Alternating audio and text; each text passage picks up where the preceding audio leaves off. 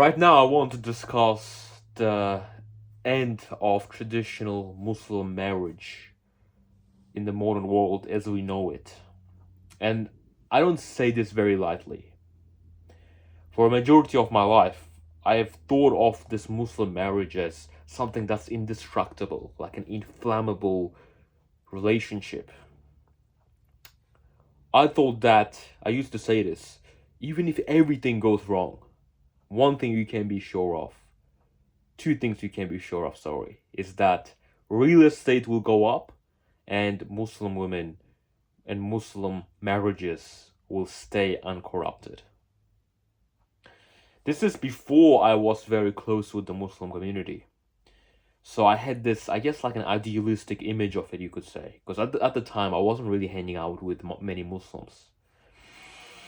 At some point, I started doing martial arts in that time, and what my coach sent me to a masjid to teach some of the guys there how to fight.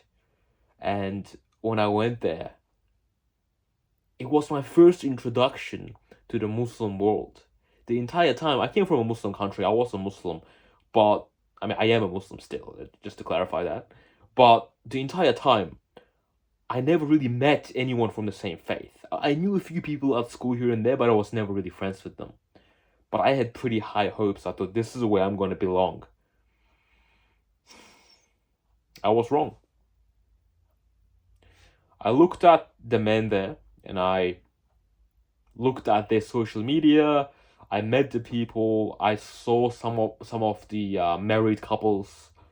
I realized that the way the Muslim world is evolving, it's actually going in the same direction as the non-Muslim marriages, the non-Muslim family dynamics almost. Unfortunately, since that time, it's been like 3 years, it's only become worse.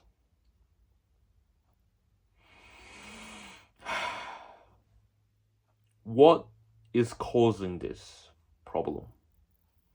The single thing that I would attribute this sociological change to is specifically social media for women. For men as well, but I think the modern social media has a stronger impact on women, especially the young women. So, what has marriage always been about? It's been about sacrifice. It has never really been about having fun and, like, oh, I'm happy, happily ever after. I'm not happy with him, I'm happy with her. No. That's the idea of relationships in the West. That's how the Western world thinks about it. We Muslims have always known that marriage is a sacrifice, it's an obligation. However, social media has created this idea that women should only get married for their own pleasure, for their own fun. And as soon as they stop having fun, they should just leave their husband. Now the question is, where did this even come from? Like, genuinely, how does this happen, right? Like, let's analyze this from the bottom because it can't just stem out of nowhere. Now, a lot of people will say that the government is somehow like influencing them and they're putting out all these things in movies and social media and they're changing our brains, which I partly agree with. But the real roots of it actually comes from trauma. When a woman goes through a life and her whole life she's told that she should stay married and she needs to like take care of her husband and stuff, and she happens to run into a really bad man, like a guy who's abusive, who doesn't really, he's not really there for her emotionally, he just watches movies all day. What happens? She tries really hard to stay. Her family tells her to stay with him, to take care of him. That's your husband, you should be with him. You should forgive him, he's a man. At some point, it becomes unbearable, and she has to leave him. The thought of having to leave a man is so heavy on a woman who's been brought up for the purposes of marriage, basically, that she has a really difficult time grappling with this idea for her entire life. This is a burden that's been put on her brain. How does she handle it? We humans, we need to, when we go through something, when we do something that we didn't want to do, that like it's almost like a failure. We need to justify it to ourselves and other people in order to remain sane. What the women have done is they've taken that to social media. It's a small percentage of women, because most Muslim marriages used to be really good.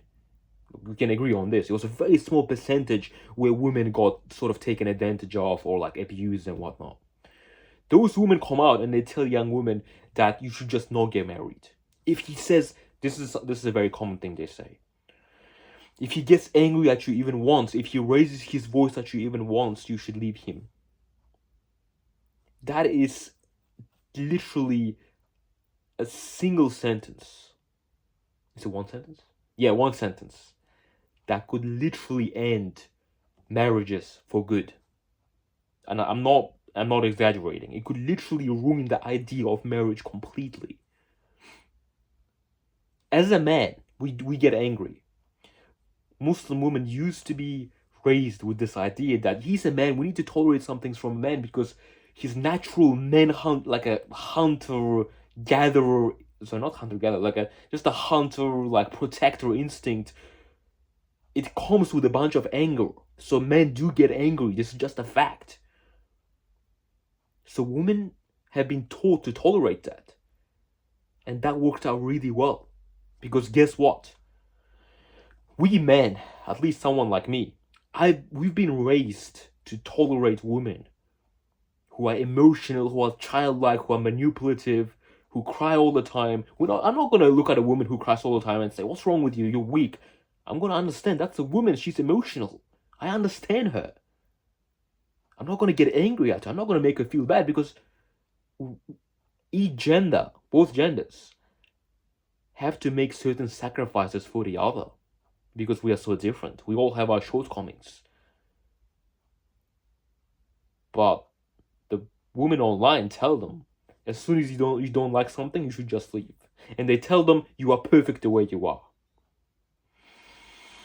So when you put those two together, she can do whatever she wants and you have to accept it because, you know, that's just how she is. That's how she's born. You chose her. You have to take care of her. Allah said you have to take care of her. But as soon as you do something wrong, she gets to leave you. You know what's the saddest part? So many men and women have jumped to support this argument. Look at the comment sections of my videos, on my Instagram, for example. The men defend this sort of behavior. If a woman comes up and say, I left my husband because he raised his voice at me once, a lot of people will defend her. They will say, yeah, you should leave him because that's abusive behavior. That's abuse. Yeah, that's abuse. We are human beings. We're not perfect. We all raise our voices. Sometimes we get angry. I'm getting angry right now. Does that make me a bad person? No, I'm a G. So I can get angry. Just like a woman can cry and that's okay. This mentality of love me the way I am, you know, like if you don't like me, then leave me. If I don't feel that a tangling love in my heart, then I guess it's time to leave you because, you know, the Disney movie said we need to be happy forever after. You're not my happy forever after. The honeymoon has phased. The honeymoon phase has passed. I don't need to. I don't feel anything now. I can leave you, bro. That takes away the whole point of marriage. I honestly don't know how we can reverse this process. All I can say is for the men who are watching me, men who watch my videos, and the women as well, all we can do is we can do our best to improve ourselves and look out for the extreme red flags, keep compromising for the other gender, and inshallah we can make it through this hard time. Because you just need to find the right partner once and you'll be set for life, inshallah.